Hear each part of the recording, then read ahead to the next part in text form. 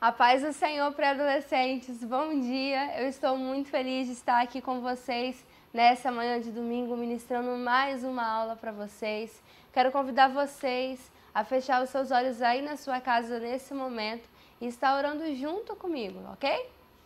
Senhor Deus, eterno e poderoso Pai, bondoso, misericordioso, perfeito Pai, em amor, excelso em poder, imensurável és o Senhor. Nós temos, ó Pai, milhares e milhares e milhares de motivos para te agradecer, para te louvar, para bendizer ao Senhor por tudo que o Senhor é, por tudo que o Senhor tem feito na nossa vida. Mas nesse momento, Senhor, nós queremos pedir, ó Pai, pedir para que o Senhor esteja conosco durante essa aula, pedir para que o Senhor transforme o nosso coração, pedir para que o Senhor faça uma obra em nós que nós não podemos fazer, que o Teu Espírito Santo nos convença do pecado, da justiça e do juízo, Pai. Esteja conosco, Senhor. Pai, alcance cada criança, pré-adolescente, adulto, idoso, Senhor Deus, nesses lares, nesse momento, Pai. Que a Tua palavra, Senhor Deus, venha, ó Deus, ser proveitosa, Senhor Deus, e venha operar uma grande obra no nosso meio. Em nome de Jesus, amém. Bom, eu quero convidar você a estar abrindo a sua Bíblia em 1 Reis, capítulo 18, nós vamos ler do 20 em diante. Para você que possui a nossa Bíblia devocional, é só você abrir na página 1130. Essa Bíblia devocional aqui tem os livros da Bíblia normal, igual a sua Bíblia tem, só que ela está organizada de forma com que você consiga ler a Bíblia toda em um ano. O Novo Testamento 2 vezes e o livro de Salmo 2 vezes. Portanto, se você quiser experimentar um pouco dessa graça, desse maná dos céus que o Senhor nos dá diariamente, adquira essa Bíblia também, porque ela vai fazer uma grande diferença na sua vida, como tem feito para milhares e milhares de pessoas, inclusive a minha vida. Para você que tem essa Bíblia maravilhosa, é só abrir na página 1130, 1 Reis, capítulo 18, versículo 20. Gente, ela é muito bonita, ó, dourada. E o diferencial que ela faz nas nossas vidas é o que mais nos deixa impactados.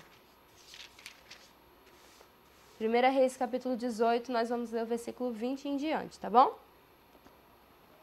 Então Acabe convocou todos os filhos de Israel e reuniu os profetas no Monte Carmelo. Então Elias se chegou a todo o povo e disse: Até quando cocheareis entre dois pensamentos? Se o Senhor é Deus, seguiu, e se Baal, seguiu. Porém o povo nada lhe respondeu. Então disse Elias ao povo: Só eu fiquei por profeta do Senhor, e os profetas de Baal são 450 homens. Doem-se, pois, 2 bezerros, e eles escolham para si um dos bezerros, e os dividam em pedaços, e ponham sobre a lenha, porém não lhe coloquem fogo, e eu prepararei outro bezerro, e porei sobre a lenha, e não lhe colocarei fogo. Então invocai o nome do vosso Deus, e eu invocarei o nome do Senhor. E há de ser que o Deus que responder por meio do fogo, esse será Deus. E todo o povo respondeu, dizendo: É boa essa palavra. E disse Elias aos profetas de Baal: Escolhei para vós um dos bezerros, e preparai o primeiro, porque sois muitos, e invocai o nome do vosso Deus, e não lhe ponhais fogo. E tomaram o bezerro que lhes dera, e o prepararam, e invocaram o nome de Baal, desde a manhã até o meio-dia, dizendo: Ah, Baal, responde-nos. Porém, nem havia voz, nem quem respondesse, e saltavam sobre o altar que tinham feito. E sucedeu que ao meio-dia Elias zombava deles e dizia: Clamai em alta vozes, porque ele é um Deus. Pode ser que esteja falando, ou que tenha alguma coisa para fazer, ou que intente alguma viagem. Talvez esteja dormindo e despertará. e eles clamavam em altas vozes e se retalhavam com facas e com lancetas, conforme é o seu costume, até derramarem sangue sobre si. E sucedeu que, passando o meio-dia, profetizaram eles até a hora de se oferecer o sacrifício da tarde. Porém, não houve voz, nem resposta, nem atenção alguma. Então Elias disse a todo o povo: chegai-vos a mim. E todo o povo se chegou a ele, e restaurou o altar do Senhor que estava quebrado. E Elias tomou 12 pedras, conforme ao número dos tribos das filhas de Israel, o qual veio a palavra do Senhor, dizendo: Israel será o seu nome. E com aquelas pedras edificou o altar em nome do Senhor, e depois fez um rego em redor do altar, segundo a largura de 2 medidas de semente. Então armou a lenha, e dividiu o bezerro em pedaços, e pôs sobre a lenha. E disse: enchei de água 4 cânticos, e derramai sobre o holocausto e sobre a lenha. E disse: fazei segunda vez, e o fizeram segunda vez. E disse ainda: fazei terceira vez, e o fizeram terceira vez. De maneira que a água corria ao redor do altar até o rego, ele encheu de água.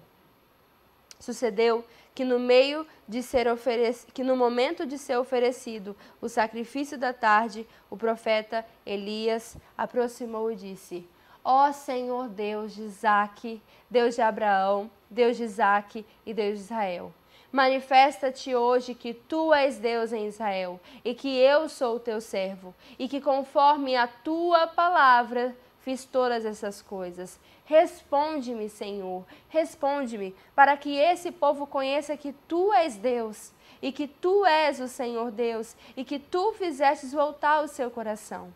Então caiu fogo do céu e consumiu o holocausto, a lenha e as pedras e o pó, e ainda lambeu a água. O que vendo todo o povo, caíram sobre os seus rostos e disseram: só o Senhor é Deus.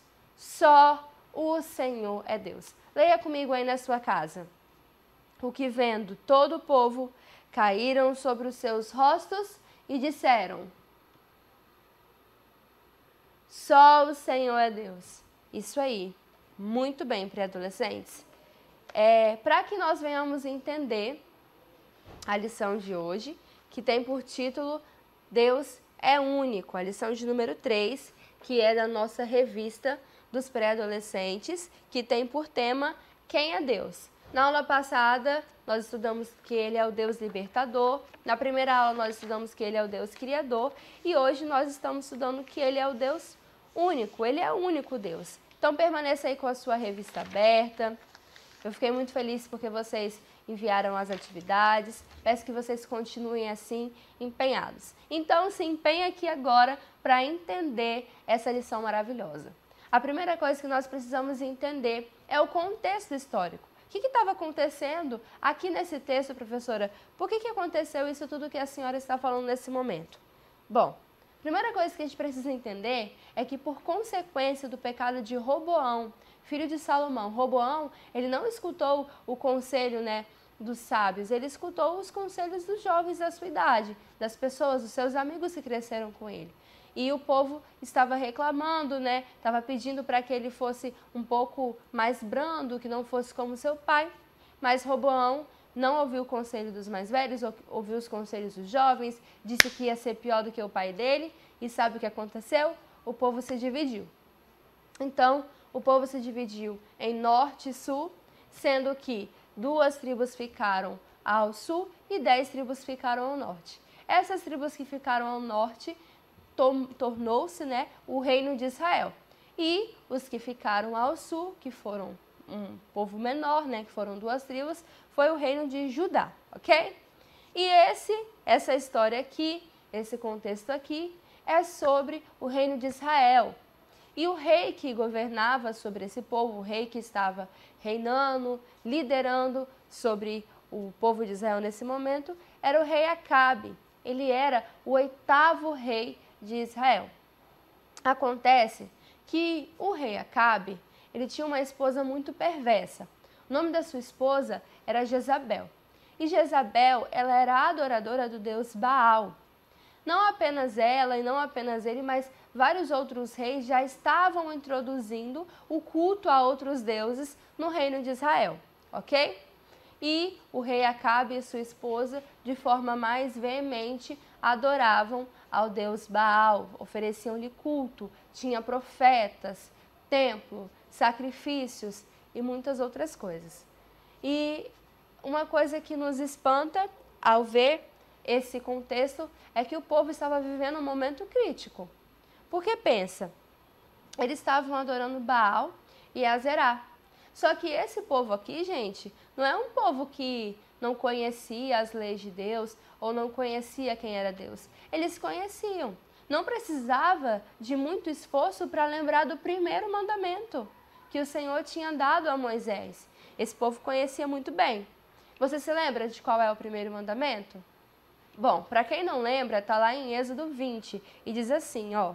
Então falou Deus todas essas palavras dizendo, eu sou o Senhor teu Deus que te tirei da terra do Egito, da casa da servidão. Não terás outros deuses diante de mim. Não farás para ti imagem de escultura, nem alguma semelhança do que há em cima dos céus, nem debaixo da terra, nem das águas debaixo da terra. Não te encurvarás a elas, nem as servirás, porque eu, o Senhor teu Deus, sou Deus zeloso. Êxodo 20. Então, como vocês viram, não é difícil. Talvez se eu perguntasse para você assim, Duda, qual é o 7º mandamento? Talvez você ia ter que parar para lembrar, tal.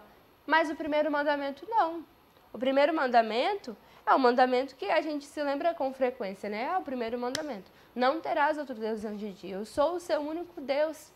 E depois, não farás para ti imagem de escultura. Não se encurvarás a ela, nem a servirás. Eu sou um Deus zeloso. Então, o povo de Israel, eles já tinham o conhecimento de Deus. No entanto, porém, entretanto, todavia, esse povo havia se corrompido e estava adorando deuses feitos por mãos de homens, ok?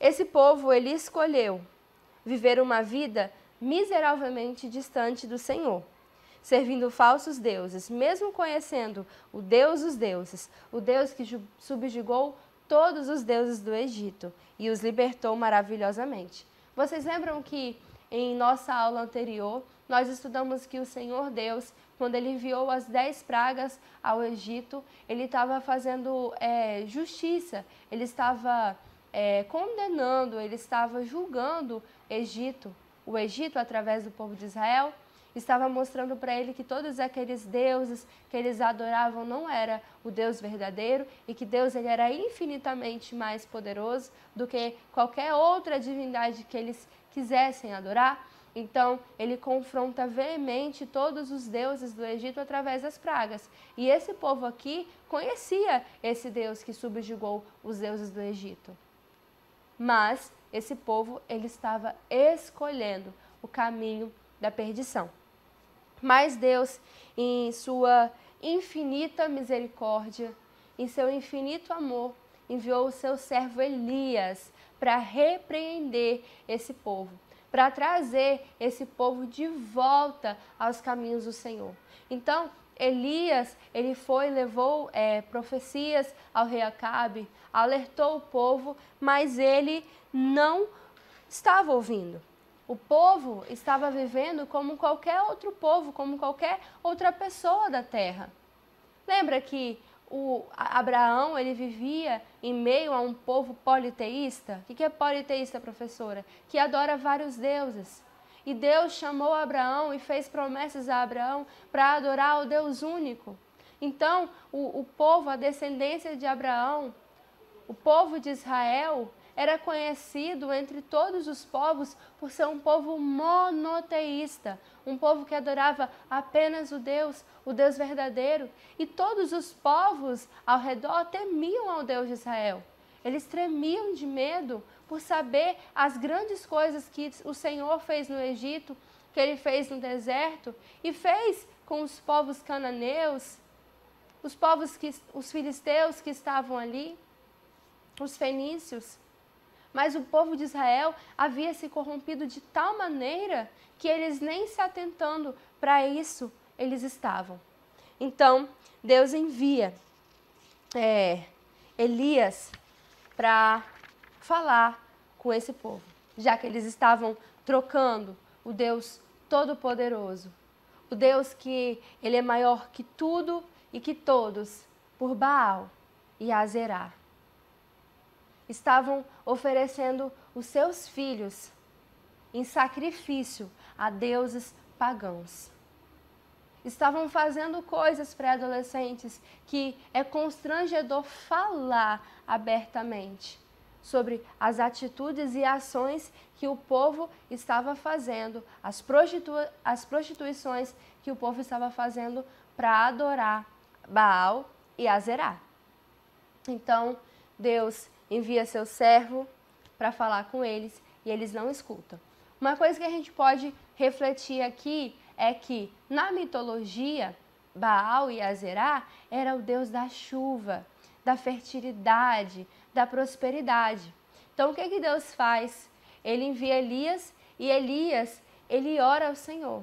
E ele pede ao Senhor que cerrasse os céus. O que é cerrar o céu? É que não chovesse durante 3 anos, ok? Então, Elias faz essa oração. Só que o povo de Israel, eles dependiam completamente da agricultura e da criação de animais para a sua economia. Então, para comer, para beber, para vestir, eles dependiam da terra. E a gente sabe, vai aparecer algumas fotos aqui, de que quando não chove, a terra ela fica seca, né? Vocês estão vendo aí as fotos? Fica seca, sem vida, sem plantas. Bom, se não tem vida, se não tem água, não tem alimentação, então não tem pasto para os animais, também não tem plantações para comer, ou seja, sem dinheiro, em profunda fome, em profunda miséria. É isso que o povo daquela época estava vivendo. E Deus, de forma muito maravilhosa, através dessa seca, estava perguntando para eles: ué, Baal não é o Deus da chuva? Cadê o Deus de vocês agora? Quem é ele perante mim? Eu sou o único Deus verdadeiro. Cadê o Deus que vocês estavam adorando? Que vocês estão entregando os próprios filhos à morte? O que eles vão fazer por amor a vocês? O que ele pode fazer para salvar vocês nesse momento? Pois é, Deus estava mostrando a eles a loucura que eles estavam cometendo, correndo atrás de vento, do que não é nada, de um ídolo estranho, perverso, que não podia nem sequer falar, que não pode fazer nada. Era um ídolo feito por mãos de homens. Ele estava mostrando que ele é o único Deus poderoso, fazendo uma afronta direta ao poder de Baal, ok? Mostrando assim, ó, esse Deus aí não é absolutamente nada. Vocês perceberam, pré-adolescentes? O povo de Israel, eles tiraram o Deus do centro e começaram a adorar outro Deus. Eles tiraram Deus do centro da vida deles, do centro da adoração deles e colocaram Baal, ok? Mas o preço que se paga quando se tira Deus do centro é alto demais. Então, eles já vinham experimentando coisas terríveis e agora estavam experimentando a fome.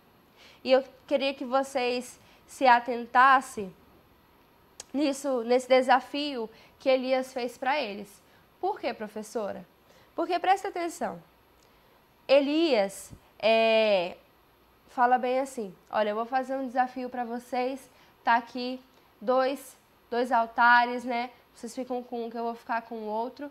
E o Deus que descer fogo do céu e consumir o sacrifício, né? Ou seja, pegar fogo em tudo.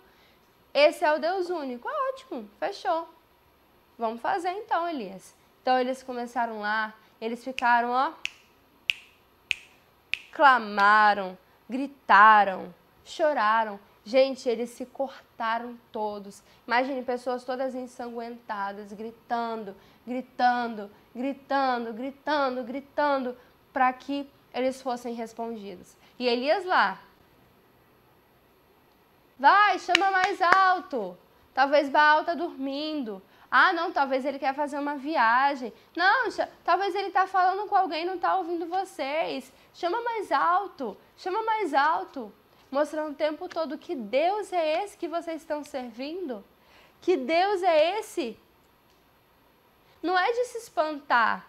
Nossa, professora, ninguém respondeu a ele? Não, não é para ficar espantado. Ninguém ia responder. Baal, Ra, Buda, ninguém vai responder, porque esses deuses não são verdadeiros, são falsos. Só há um Deus verdadeiro. Fora dele, nenhum outro tem poder. Bom, olha só o preço que eles pagaram por adorar Baal. Olha a dor, o sofrimento de ficar ali se cortando, se martirizando, sofrendo, gritando. Sabe o que isso mostra pra gente? Qualquer coisa para adolescentes que a gente colocar no centro, tirar Deus do centro e colocar essa coisa, vai ser motivo de dor pra gente. Porque o sacrifício que se paga por tirar Deus do centro, ele é muito, muito, muito alto. Sem Deus, não há resposta.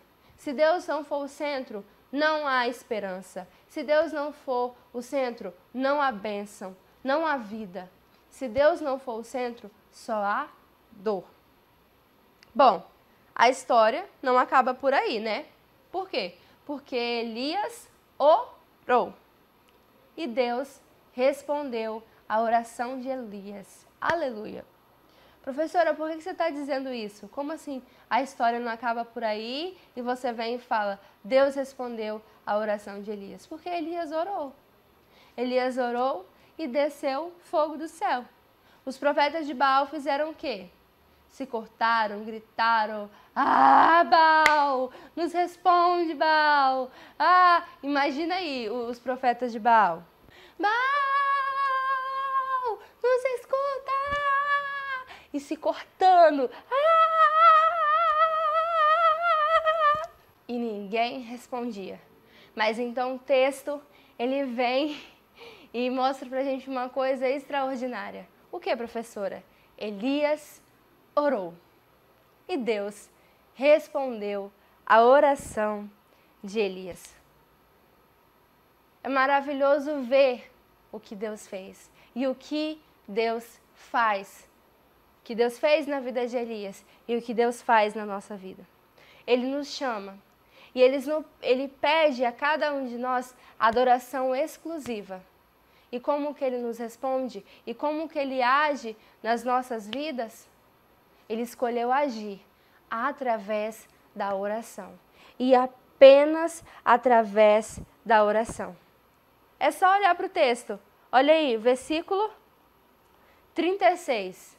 Sucedeu que no momento de ser oferecido o sacrifício da tarde, o profeta Elias se aproximou e disse, ó Senhor Deus de Abraão, de Isaque e de Israel, manifesta-se hoje que tu és Deus em Israel e que eu sou o teu servo. E Deus fez, e Deus respondeu, e veio o fogo do céu.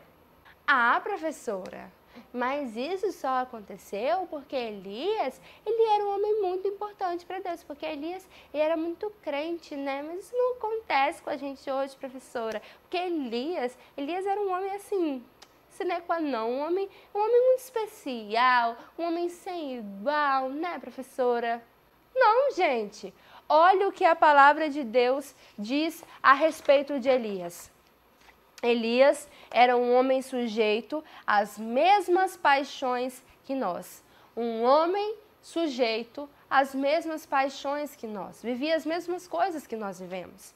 E orou com fervor para que não chovesse. E durante 3 anos e 6 meses não choveu sobre a terra. E orou outra vez, e o céu deu chuva, e a terra produziu o seu fruto. Você que disse isso, professora? Não. Tiago 5, versículo 16 e o versículo 18. É assim, pré-adolescentes. Não porque somos especiais ou porque em nós haja algo de bom. Não. É porque Ele é Deus e Ele é o único Deus. Olha quantas experiências, nesse caso, em relação à oração e à chuva que a nossa igreja tem. Nós oramos, clamamos a Deus e Deus enviou uma chuva para evitar que nós fizéssemos uma compra terrível, que nós não poderíamos fazer. Deus enviou a chuva para revelar muitos corações, para operar uma mudança na igreja, uma mudança no coração do povo. Já houve momentos em que nosso pastor estava pregando, estava chovendo muito, e ele disse, o Senhor Deus, Ele vai parar essa chuva, e a chuva parou. Esse é o nosso Deus, que escolheu agir através da oração. E quando esse Deus fala, não há quem pode deter esse Deus. Não há quem possa o impedir, porque Ele é Deus. Porque Deus, e somente Deus, tem todo o poder. Ele abre o céu, Ele fecha o céu, Ele fala e o mar obedece, Ele fala e o vento obedece, Ele fala e o céu, e Ele fala o sol, e Ele fala e as nuvens, e Ele fala e os animais. Não há quem possa contra o nosso Deus. Ele é Senhor e soberano sobre todas as coisas. Ele não é um Deus pequenininho, um Deus limitado, incapaz. Não, esse não é o nosso Deus. O nosso Deus, Ele é forte. O nosso Deus, Ele é poderoso. Ele faz coisas maravilhosas. Ele faz ontem, Ele faz hoje, Ele vai fazer amanhã. Ele faz coisas espantosas, coisas que nos deixam admirados, agraciados, enche o nosso coração de alegria, enche o nosso coração de esperança, enche o nosso coração de paz. Esse é o nosso Deus e Ele é único Deus e Senhor para todo sempre. E quando esse Deus ordena, até a chuva lhe obedece. Glória a Deus! Mas por que, professora? Se esses deuses são tão... nem existem, na verdade, né? São criação dos homens. E o nosso Deus, Ele é tão maravilhoso, Ele é tão excelso em poder. Por que as pessoas são idólatras, professora? Sabe por quê? A idolatria é resultado de um coração que não quer obedecer ao Deus verdadeiro, ao único Deus das Escrituras. Não tem como ser diferente. Ou a pessoa é crente, ama Deus de todo o coração, ou ela é um idólatra. Até mesmo se ela for ateu, ela é um idólatra. Não tem como ser diferente disso, sabe por quê? Porque existe um vazio muito grande na nossa alma. Sabe por quê? Deus nos fez a sua imagem e semelhança. Então, dentro de cada um de nós, há um anseio muito grande por adorar a Deus, o nosso Criador. E as pessoas, quando não adoram ao único Deus verdadeiro, elas ficam procurando outro Deus a quem adorar. Então elas começam a adorar coisas passageiras, coisas corruptíveis, sol, lua, mar, começam a fazer deuses com a própria mão, começam a adorar a si mesmas para satisfazer esse anseio que existe na alma delas por adoração. Então, elas colocam o trabalho como Deus, elas colocam família como um Deus, elas colocam elas mesmas como um Deus. Por quê? Porque esse anseio, ele é real, mas ele só pode ser satisfeito em Deus. Lembrei de uma frase agora, de Agostinho, né? Fizeste-nos para ti, desde então a nossa alma anseia a presença dele. Anseia por ti. Não é isso? Uma tristeza que existia no nosso coração, hoje não existe mais. Por quê? Porque fomos libertos, porque somos cheios da plenitude do poder de Deus. Nós vimos em nossas aulas que as pessoas, elas tiraram Deus do centro e colocaram diversas outras coisas. Como eu disse, colocaram o homem, colocaram as amizades, mas as pessoas que tomaram essas atitudes estão sofrendo muito. Porque quando você coloca o homem no centro, esse homem ele vai querer tudo para a satisfação dele. Então você vai ter que sacrificar. Se você colocar você no centro, você vai ter que sacrificar muitas coisas e passar por muitas dores para servir a esse Deus que você colocou. Se você colocar as amizades no centro, também. Se você colocar os seus estudos no centro da sua vida, você vai sofrer muito também. Sabe por quê? O centro pertence a Deus. E não há nada que a gente possa colocar lá e ter paz, e sentir paz. Apenas Deus. E apenas Deus que pode ficar no centro, porque lá é o lugar dele. E ele não vai competir com as outras coisas. Nós não sentiremos dor quando Deus estiver no centro, porque Deus no centro nos dá a vida, ordem, direção, fé, poder, tudo isso. E agora, eu gostaria de, já finalizando a aula, pedir para que vocês refletissem, mas refletissem com muito cuidado, porque a idolatria para adolescentes é algo muito sutil, é algo muito imperceptível. Então eu convido vocês a fazer uma reflexão profunda nesse momento. E eu quero te fazer uma pergunta. Você tem sido um idólatra?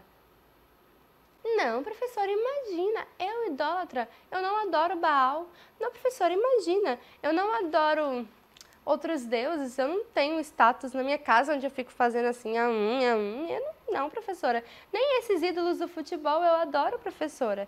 Imagina. Não, eu não estou falando sobre isso. Porque se você até agora não percebeu que não são apenas essas coisas que são idolatrias, eu quero te falar. Idolatria não é ficar adorando apenas Baal ou deuses que as pessoas denominam como deuses. Idolatria não é apenas isso. Professor, então o que é idolatria? Idolatria é amar qualquer outra coisa a não ser Deus. Idolatrar qualquer outra coisa como mais importante do que Deus. É colocar a nossa alegria, a nossa felicidade, a nossa esperança em qualquer outra coisa que não seja Deus. Então, se você ama alguma coisa no fundo do seu coração mais do que a Deus, você é um idólatra. Se algo toma mais a sua vida, a sua importância, a sua felicidade, a sua esperança do que Deus, você é um idólatra. A razão pela qual é tão importante entendermos o pecado da idolatria é que esse pecado ele pode estar crescendo dentro de você sem que você perceba. Deuses, vamos chamar assim, deuses do século XXI. Um telefone, um videogame, seus amigos da escola, o futebol, sua família, seus afazeres domésticos. Dificilmente, mas tem pessoas que sim. Seus estudos, seu futuro, sua beleza, aquela banda que você gosta muito, aquela série que você gosta muito. Quais desses tem sido o seu Deus? O seu Deus verdadeiro? Ai, professora, como que eu vou saber? É simples. O que tem dominado a sua mente? O que tem dominado o seu coração? Quem é o seu Deus? Você mesmo? Qual é o motivo da sua alegria? O que você mais ama nessa vida? Ah, professora, eu não sei, é simples. O que você gasta mais tempo fazendo? Que você quer falar para todo mundo? É motivo das suas conversas. O que seu pai tiraria de você que você morreria por isso? É simples detectar quais são os nossos deuses. Pense, pré-adolescente. Pense. Deus tem sido o motivo da sua alegria, da sua razão, da sua esperança? Deus é a única coisa que ninguém pode tirar de você, senão você vai morrer? É dele que você quer falar para todo mundo? É dele que você quer falar? É dele que você quer cantar? É ele que dirige os seus estudos? Já ensinei para vocês, não é glória a Deus e aleluia toda hora na hora da prova, mas tudo a nossa vida. Sua vida está sendo pautada pela palavra de Deus? Ou você está vivendo só? Se você não conseguiu responder essas minhas perguntas de forma que Deus foi o centro, então, pré-adolescente, você é um idólatra. Assim como o povo de Israel já conhece a Deus, foi chamado para ser diferente do mundo. Tem uma pessoa de Deus falando com você. Agora basta só a sua decisão. Deus, ele já se revelou. Olha aqui, ó. Ele já se revelou. Ele já mostrou que ele é único.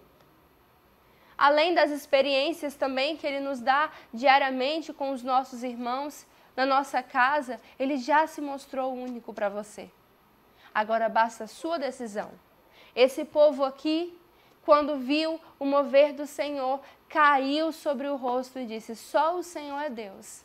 Só o Senhor é Deus. Ou seja, voltaram a adorar a Deus e apenas o Deus único.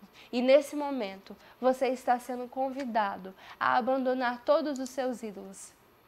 Todos os seus ídolos pré-adolescentes. E adorar apenas ao Deus único e verdadeiro. Eu quero que você saiba que Cristo está disposto a te perdoar e a te justificar perante Deus. Ele está disposto a perdoar os seus pecados, a pagar as suas transgressões e te dar uma nova história. Basta que você se arrependa e que você clame a Ele nesse momento. Sabe por quê? Assim como Ele ouviu a oração de Elias, Ele pode ouvir a sua oração. Então feche os seus olhos comigo, vamos orar ao Senhor. E se você reconheceu que você precisa, que Ele não tem sido o seu único Deus verdadeiro, que você tem estado como o povo de Israel, escolhe agora o Deus verdadeiro ou esses deuses falsos que só trazem dor. Feche seus olhos aí comigo. Senhor Deus, Pai, eu sei que essa é uma decisão importante, Pai. Eu sei que é uma decisão que eles precisam tomar hoje. E eu sei, Senhor, que o Senhor está sondando cada coração nesse momento. Eu peço que a Tua palavra vá no profundo e mude o coração dessa pré-adolescente, desse pré-adolescente, Pai. Para que essa banda, para que esse jogo, para que esse anime, para que essa série, Senhor, para que esses amigos, Senhor, para que esses estudos, Senhor, não seja o centro da vida deles, não seja o Deus deles, Pai, mas que apenas Ti, Senhor, que eles reconheçam a Ti como Deus único e verdadeiro, o único Deus da vida deles, a fonte de alegria, a fonte de esperança, a fonte de paz. Em nome de Jesus é que eu te oro. Amém. Bom, aqui embaixo está aparecendo, né, os dados da igreja, Pix, PicPay. Quero convidar você com muita alegria nesse momento a estar ofertando na casa do Senhor. Aqueles que já fizeram, parabéns, mas caso você ainda não ofertou, aqui está aparecendo os dados, fique à vontade, não precisa ficar constrangido. Quando você oferta, você está devolvendo ao Senhor. Quando você oferta, você está adorando ao Senhor. Você está ajudando para que tudo isso aqui, todos esses equipamentos, todo esse trabalho que existe por trás, né, das câmeras continue, prossiga, avance. Eu peço ao Senhor que abençoe a sua casa e a sua família nesse momento em que nós estamos vivendo. Vamos confiar em Deus, vamos acreditar porque Ele já está no controle de tudo. Amém? Que Deus abençoe você, que Deus abençoe sua família. Um ótimo domingo para vocês. Paz!